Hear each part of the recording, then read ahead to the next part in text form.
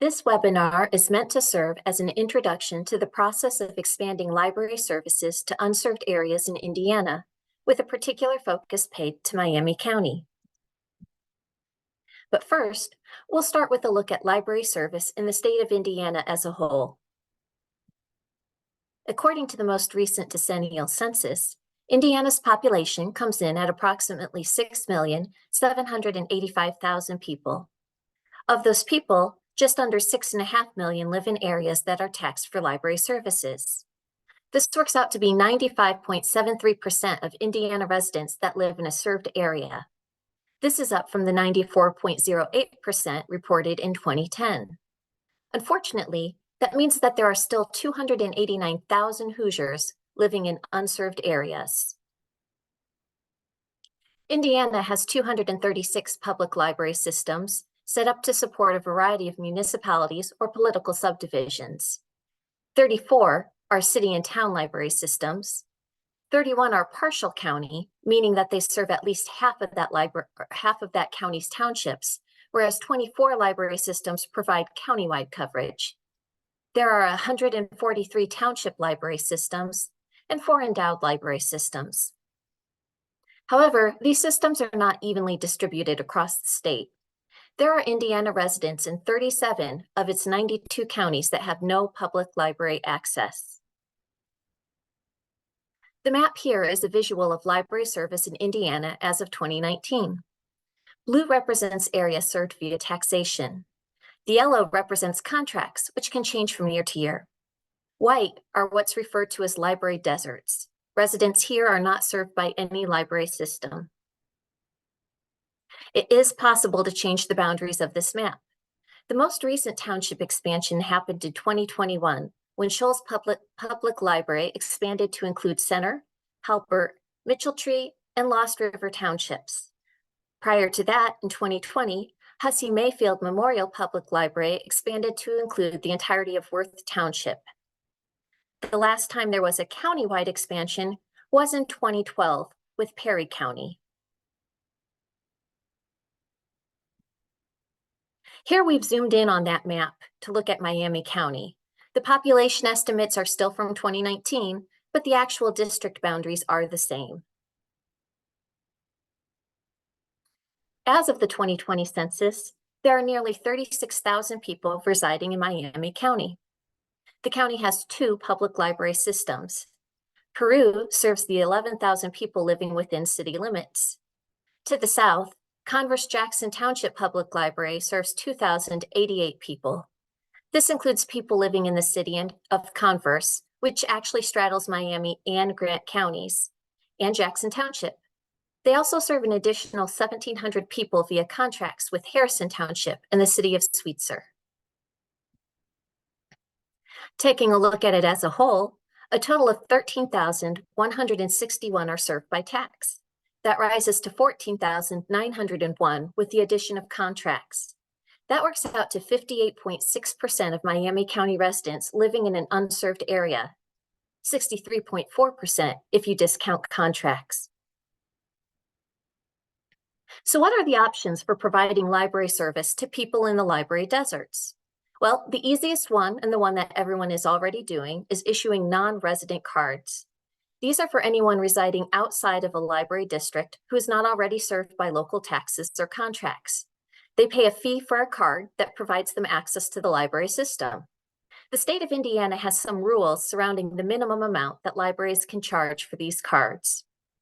According to IC 36-12-2-25, the minimum cost must be the district's operating funds per capita, as calculated in the most recent annual report from the state library, or $25, whichever of the two is greater. Libraries can choose to charge more than the minimum. The code also allows for libraries to provide services via contract. IC 36-12-3-7 states that a library board may contract to provide or receive library service from another public library or a municipal corporation. When a library contracts with another public library, it's a reciprocal borrowing covenant, and there are many active covenants across the state. However, for the purposes of serving the unserved, a library would contract with a municipal corporation in an unserved area. The township or other municipality will pay the library a certain amount to provide library service for their residents. According to the code, these contracts must include the manner and extent of library service that will be provided and the amount of compensation that the library will receive. The municipal corporation receiving the library service shall levy a tax sufficient to meet the amount of compensation agreed upon and expend all of those funds received for library services. This option is better than non-resident cards at reaching the unserved, as it guarantees all the people who live in that contract area will be covered, but it can be difficult to talk a township trustee or legislative official into spending the necessary funds on libraries. A levy is the rate of tax per $100 of assessed valuation to be collected in the county for the library. Going back to Miami County's libraries, we see that Peru levies approximately 0.2030 per the 2024 certified budget order from DLGF. They charge $75 for a non-resident card. Peru is part of Evergreen, which is a statewide consortium of libraries. As of 2023, 129 public libraries in Indiana are on Evergreen. Cardholders in Peru could use their card at any other Evergreen library in Indiana. To their south, Converse-Jackson levies approximately 0.1397. Their non-resident fee is $65. They have long-standing contracts with Harrison Township in the town of Sweetser to provide service for those residents. Converse-Jackson is also part of a statewide reciprocal borrowing agreement with over 100 public libraries, in which the libraries offer service to residents from any other library on that agreement. So residents of both Peru and Converse-Jackson can check things out from some other library systems without having to purchase a separate public library access card. So what are the ways to more permanently expand a library service area? There are currently two processes by which an Indiana public library can expand. There is a resolution process, and there is a petition and remonstrance process. Both processes involve an expansion resolution form. However, with the resolution process, the expansion form is just about all there is. If a library is expanding by using the petition and remonstrance method, then there are many more additional steps than just filling out that resolution form, which we'll examine shortly. The state library does recommend the petition and remonstrance method because it allows the community to have a voice in the decision on whether to expand the library district. Bypassing the community and expanding via resolution has been done successfully by some libraries, but it is also the method where there's most risk of community discontent if it turns out later that expanding the library district was not what the community wanted. Still, both of these options are available to Indiana public libraries. Option 1, the legislative body passes a resolution. Once the library has filled out the appropriate expansion resolution form, if the library is just expanding into one township, the township expansion form would be provided to the township trustee and township board. However, if the library is expanding into more than one township, the county expansion resolution form is filled out by the library and then presented to the county commissioners. To reiterate, just because the form is titled County Expansion Resolution does not mean you have to expand into the entire county. It just means that you're expanding into more than one town or township. The state of Indiana has a page on their website about unserved areas. Multiple relevant forms are posted there, including a sample township expansion resolution and a county expansion resolution. On the screen now is the sample township. The top portion of the form is filled out by the public library and then presented to the township trustee and township board. If you need help filling out the expansion resolution form correctly, please don't hesitate to contact the state library for assistance. We do recommend providing public notice of the expansion proposal so taxpayers have the opportunity to contact the county commissioners and either give their support for or speak against the resolution. However, providing public notice is not required when using the resolution method of expansion. If the appropriate legislative body agrees to the expansion proposal, they complete the bottom portion of the resolution form. Within 10 days of adopting the expansion proposal, they must submit a copy of the resolution to the county recorder and the Indiana State Library. If they do not agree, then the proposal dies there. The library can try again using the petition and remonstrance method. Option 2, petition and remonstrance.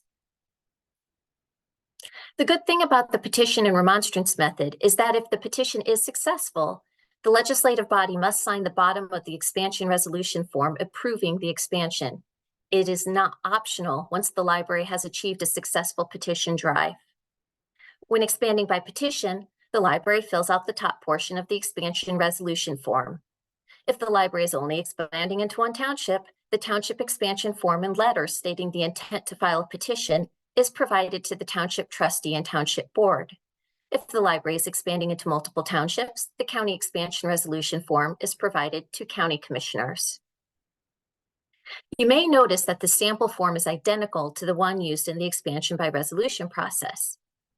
The difference comes in this section here. The library selects the box for petition process, and the resolution now serves as the required notice of the library's intent to file a petition. Once the appropriate officials have received the library's expansion proposal and intent to file, there must be notice of the proposed expansion published in the newspaper in accordance with the requirements found in IC 5-3-1. For a one township expansion, the township trustee is required to publish the notice. For a multiple township expansion, the county auditor publishes the notice. I'll show you some sample notice language on the next couple of slides. Oftentimes, these entities, when presented with an expansion proposal and intent to file a petition, have no idea what requirements there are or what steps need to be taken next. As a result of this, the State Library recommends including a little additional information in a letter from the library announcing the expansion proposal. The library may want to consider providing information about who is required to publish the notice and the mandatory timeline in which that must be done. The library may also want to mention some of the other procedural requirements for the legislative body as well, which we'll cover in a few slides from now. So this is a sample language for a notice of proposed expansion into one township. Residents of the Unserved Township in the county are hereby notified that a proposal for library district expansion has been filed with the township trustee and township board. The proposal, if accepted, will expand the library district to include the Unserved Township. Any registered voter of the Unserved Township may, within 60 days after publication of the notice, sign a petition for acceptance of the proposed expansion or a remonstrance in opposition to the proposed expansion, or both. A registered voter of the Unserved Township may file a petition or remonstrance with the clerk of the sample library, subject to the requirements of IC 36-12-5. So this notice notifies residents of the Unserved Township that the library has filed a petition to expand with that township trustee. It informs them that registered voters of the unserved area, that Unserved Township, have 60 days to sign the petition or remonstrance. And here we have sample language for notice of proposed expansion into multiple townships. It's nearly identical. It just accounts for the other town and townships. Once the notice is published, the petition process may begin. A remonstrance process may begin as well at the time in the event that someone wishes to start a remonstrance drive. The people who sign the petition or remonstrance must be registered voters of the town or township subject to expansion. Again, they must be registered voters of those unserved areas that would be affected. The petition expansion process lasts 60 days. This is a sample petition you might use if your library is expanding into one town or township. However, if you are expanding into multiple townships, remember to address the petition to the legislative body of the county, and remember to include all the townships into which you are proposing to expand on the petition form. A petition or remonstrance involving a library expansion must include the following: the name of the individual signing the petition, the date on which each individual signed, the residence of each individual on the date that the individual signed, and then language substantially similar to petition in support of expansion of the public library, which seeks to include the township in its service district. And that language needs to be at the top of each page so that regardless of what page someone is signing, they can very clearly see the statement. A registered voter files the petition with the clerk of the circuit court in the county where the township or townships are located. The petition for expansion must be signed by at least 20% of the township's registered voters in order to be successful. It is important to remember that if you have multiple people circulating petitions, all of the petitions must be filed on the same day. So there will need to be some coordination of effort or a designated date that everyone will file the petition, the signatures that they have collected. Each person carrying a petition on behalf of the library will need to include an affidavit in which they turn in with the petition signatures, which states that every signature was signed in their presence and was the resident's signature. The circuit clerk is required by law to compare the names on the petition and any remonstrance if one was filed. They are required to strike any duplicates and strike any names that appear on both the petition and the remonstrance. The clerk must also certify the number of signatures on the petition and any remonstrance that was filed, that they are not duplicates and they represent individuals who are registered voters of the affected town, township, or townships into which the library is proposing to expand. The clerk has 15 days after the petition and any remonstrance was filed to complete the certification. The clerk must keep a record of the certification in the clerk's office, and then they must file the original petition and the original remonstrance and a copy of the clerk's certification with the appropriate legislative body. The legislative body of the township or county, whichever applies to the situation, has 40 days to compare their petition and remonstrance if one was filed. If a remonstrance has not been filed, or if there are a greater number of signatures on the petition than on the remonstrance, then the legislative body must agree to the expansion by written resolution. Typically, they'll just fill out the bottom portion of the expansion resolution form that was shown towards the beginning of this presentation. However, this assumes that the petition met that minimum requirement of registered voters.